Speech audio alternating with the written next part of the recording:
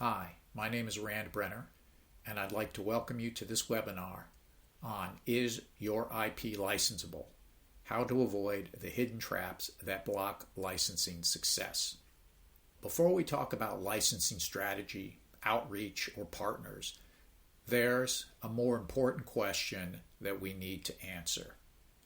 Is your IP actually licensable right now? Most IP doesn't fail because it's bad. It fails because companies quietly decide it's not ready, and they almost never explain that decision. So IP owners are left guessing. What do? They pitch again. They add features. They chase bigger companies. This workshop is designed to remove that guesswork and show you how licensing decisions are really made, so that you can clearly see whether your IP is licensable, and if not, what's blocking it. The goal is not speed. The goal is readiness.